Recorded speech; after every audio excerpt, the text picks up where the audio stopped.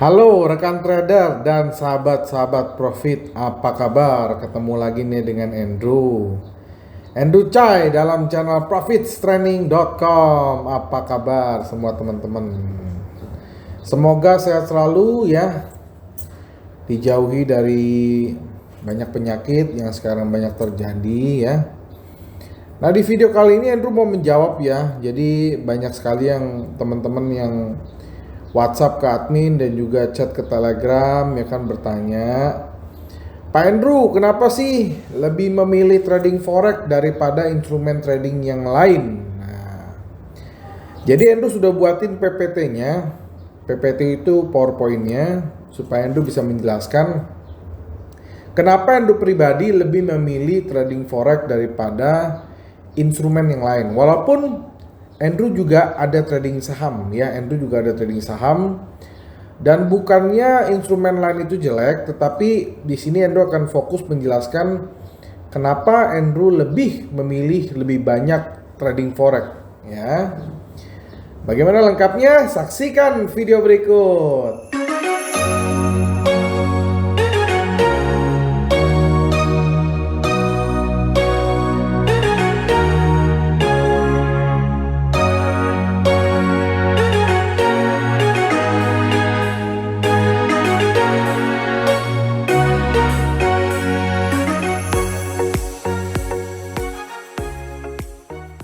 Nah, seperti yang teman-teman tahu ya, Andrew itu memang dari dulu lebih banyak trading forex dibanding trading di instrumen lain ya. Jadi silakan teman-teman pahami ya apa yang Andrew jelaskan dan teman-teman pelajari ya kelebihan-kelebihan dari trading forex. Sekali lagi bukan berarti instrumen lain itu jelek, bukan. Tetapi ini hanya pendapat pribadi aja dari seorang Andrew Chai yang memang lebih banyak trading di forex ya. Oke, jadi dunia investasi semakin ramai dan banyak beragam yang salah satunya trading forex atau kita biasa tahu forex itu adalah foreign exchange alias perdagangan mata uang asing ya. Bahkan belakangan ini menjadi peluang bisnis yang banyak diambil. Ditambah lagi trading forex banyak disebut di berbagai media baik itu media cetak maupun digital ya. Nah, selain trading forex yang banyak diminati lainnya adalah trading saham. Nah, tadi Andrew juga bilang bahwa Andrew juga trading saham ya. Nah, namun di antara keduanya trading forex digadang-gadang lebih menguntungkan dibandingkan trading saham. Nah, apa aja itu? Nah, ini Andrew mau jelasin ya. Buat teman-teman yang trading saham, jangan baper ya. Andrew jelasin pendapat pribadi aja ya. Jadi gini, kalau trading forex kita bisa latihan melalui demo account, sementara kalau trading saham nggak bisa. Andrew kalau mau belajar saham, Andrew harus buka real account. Nah, kalau di forex kita bisa memiliki yang namanya demo account. Demo account itu adalah uang bohongan atau uang maya. Jadi kita bisa belajar bagaimana cara pengoperasian dari fitur-fitur atau dari platformnya dulu sebelum kita masuk ke dalam real account.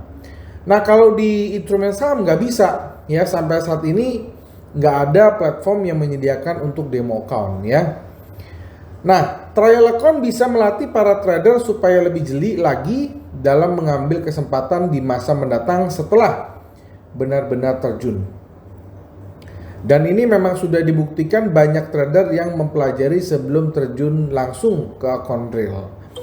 Nah, memang harusnya demikian ya. Jadi Andrew juga mau kasih masukan dalam video ini buat broker-broker atau sekuritas-sekuritas yang menonton video ini.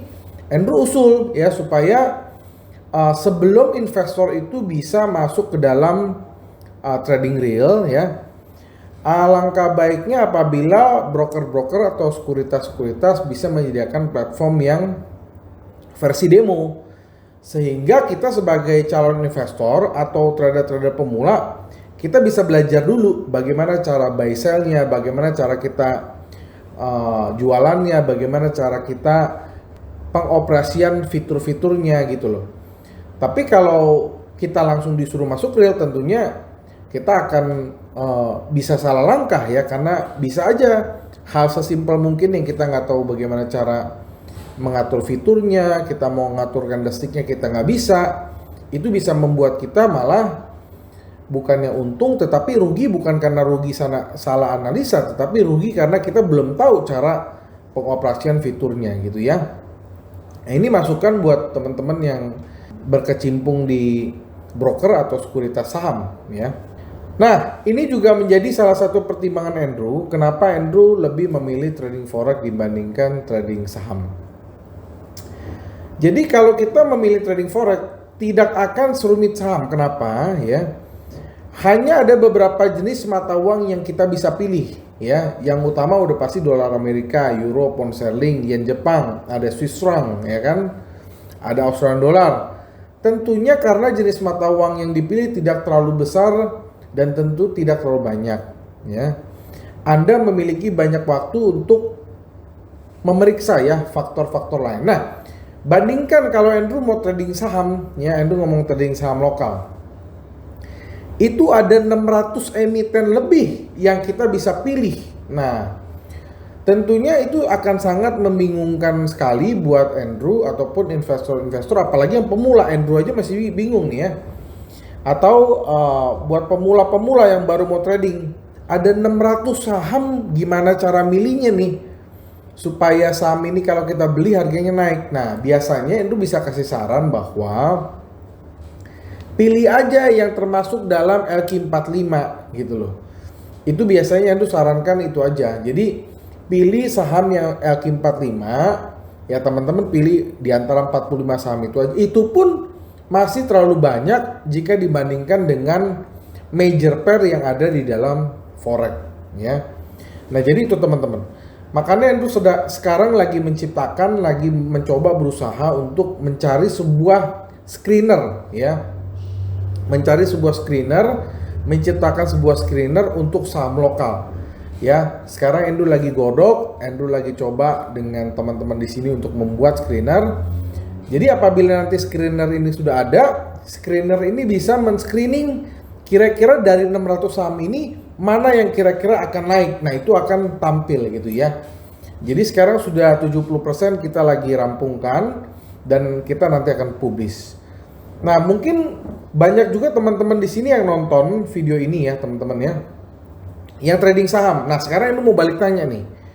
Kalau teman-teman trading saham, biasanya teman-teman caranya gimana untuk bisa memilih di antara 600 saham yang ada di Indonesia? Nah, silakan teman-teman tulis komen di bawah dan mungkin kita bisa diskusi bagaimana, atau teman-teman bisa kasih ide bagaimana caranya supaya kita bisa memilih di antara saham yang begitu banyak di Indonesia dan tentunya yang sedang mau naik. Nah, teman-teman silakan kasih pendapat ya secara pribadi di kolom komentar di bawah ini ya.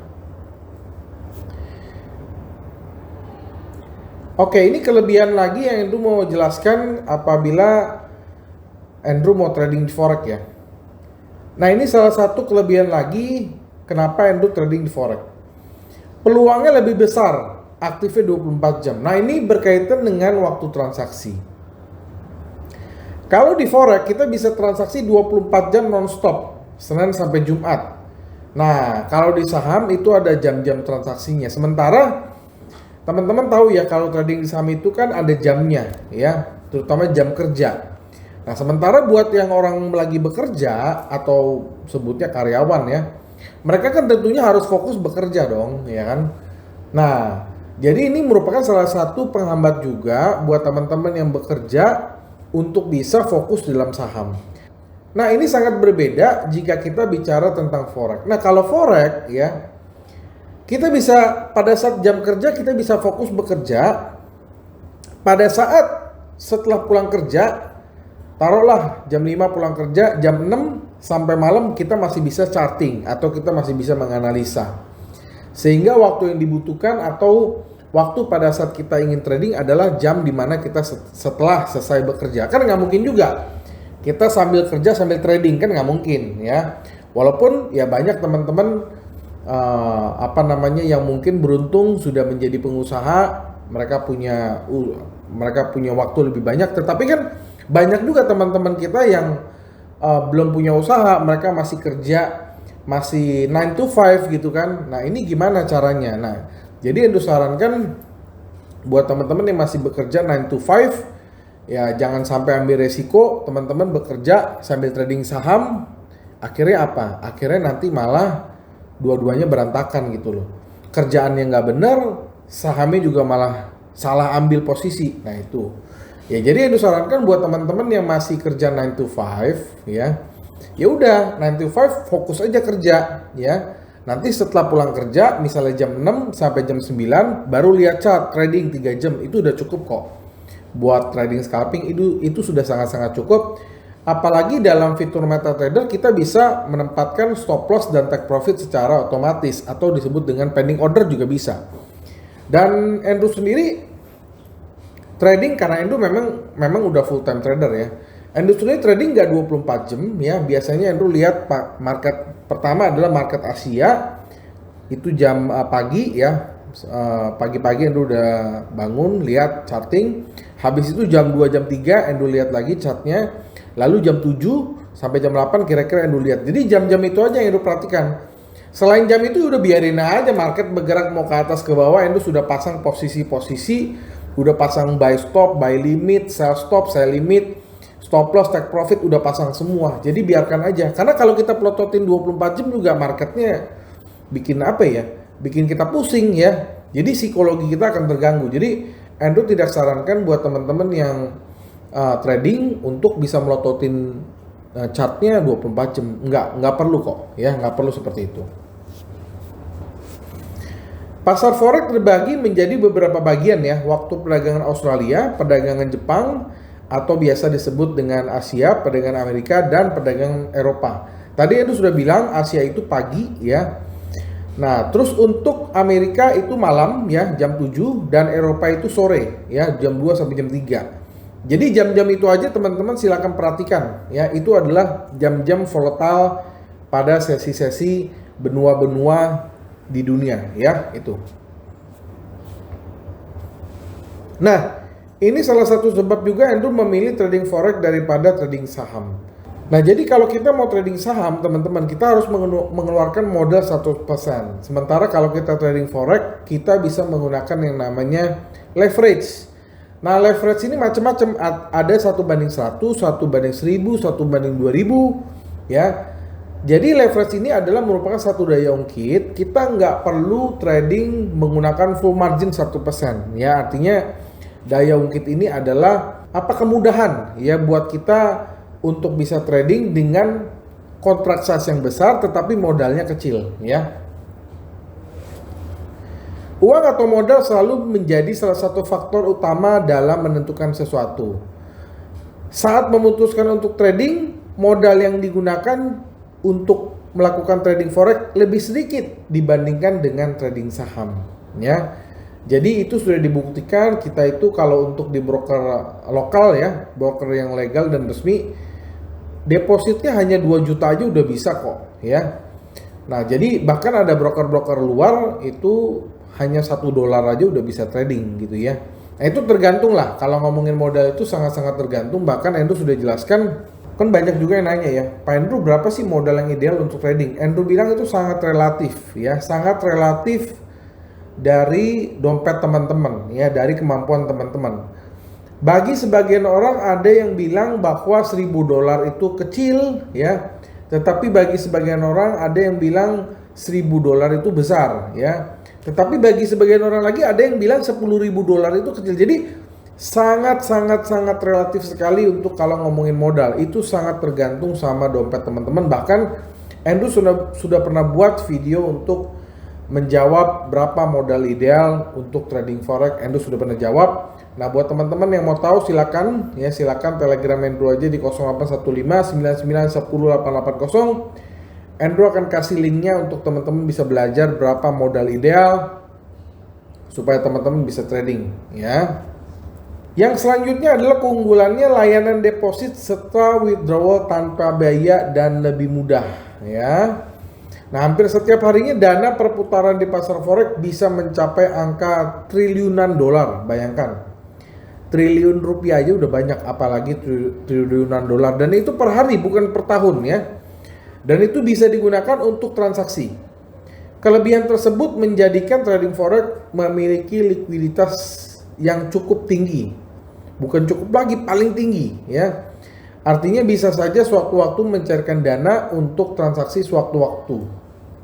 Jadi gini, kita bicara mengenai likuiditas teman-teman ya. Likuiditas itu ya, kalau kita di saham ya, kalau kita misalnya beli, harganya naik, kalau kita mau jual, kita harus mencari siapa yang mau beli. Nah itu kelemahannya ya. Jadi nggak bisa kita menjual sewaktu-waktu. Itu harus ada orang yang ready to buy juga. Sama nih, misalnya kita mau beli, harganya rendah, kita mau beli, tapi kalau nggak ada yang mau jual, artinya kita nggak dapat harga. Bahkan kalau di saham ada istilah antri, ya, ada antri ini, antri itu. Kalau nggak dapat gimana? Karena itu juga pernah ngerasain, ya kan? Nah, jadi buat teman-teman yang pengen trading dengan cepat, pengen trading dengan likuiditas yang tinggi, Endo rasa forex adalah salah satu instrumen yang paling tepat untuk teman-teman bisa pilih karena likuiditasnya itu paling tinggi di dunia. Ya bayangkan, triliunan dolar per hari ya. Jadi kalau kita beli detik ini langsung, detik ini pasti ada yang jual. Atau kalau kita mau jual, detik ini juga pasti ada yang mau beli. Jadi sangat liquid dibandingkan dengan instrumen yang lain, teman-teman. Nah, jadi itu aja yang Endo mau sampaikan. Semoga teman-teman bisa mendapatkan manfaat dari video ini dan teman-teman bisa mendapatkan ilmu, dan sekaligus Endo menjawab kenapa Endo pribadi lebih suka trading di forex dibandingkan dengan instrumen lain. Sekali lagi bukan berarti trading instrumen lain itu jelek, bukan ya. Masing-masing punya kelebihan, masing-masing punya kelemahan. Tetapi di dalam video ini Endo menjelaskan dari sisi kelebihan untuk trading forex. Sekali lagi, Endo pribadi juga ada trading saham, tetapi Endo lebih besar tradingnya, kapitalnya itu lebih besar di forex. Semoga video ini bermanfaat buat teman-teman. Salam profit.